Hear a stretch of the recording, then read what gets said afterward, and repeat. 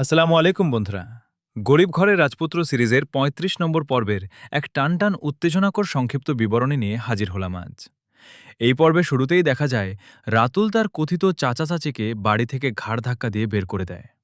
কিন্তু তারা দমে যাওয়ার পাত্র নয়। এবার মা বাবা আর মেয়ে মিলে ফেদে বসে নতুন এক ফন্দি। তারা সরাসরি চলে যায় অনিকের বাসায়। সেখানে গিয়ে শুরু হয় তাদের কান্নাকাটির নাটক এবং একই সাথে তারা ফাঁস করে দেয় এক জলজান্ত সত্য ঘটনা। তারা অনেককে জানায় রাতুল আসলে ডাক্তারকে মোটা অঙ্কের টাকা খাইয়ে তাদের ডিএনএ রিপোর্ট পরিবর্তন করেছিল। মেঘলার পেটে থাকা সন্তানের আসল বাবা অন্য কেউ নয়, স্বয়ং অনিকই। এই সত্যটা জানার পর অনিক চরম অনুশোচনায় ভেঙে পড়ে। সে মনে মনে ভাবতে থাকে মেঘলা তাকে কত বোঝানোর চেষ্টা করেছিল, অথচ সে মেঘলাকে কতটা অপমান করেছে। নিজের এই ভুল আর রাতুলের প্রতারণার কথা ভেবে অনিক রাগে ক্ষোভে ফেটে পড়ে।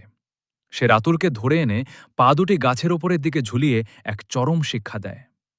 এদিকে বস্তির এক মহিলা মেঘলাকে নিয়ে প্রচণ্ড মানহানিকর কথাবার্তা বলতে শুরু করে। সেই অপমান সহ্য করতে না পেরে মেঘলা চিৎকার চেঁচামেচি করতে করতে হঠাৎ অসুস্থ হয়ে পড়ে। তাৎক্ষণিক তাকে হাসপাতালে নিয়ে যাওয়া হয়।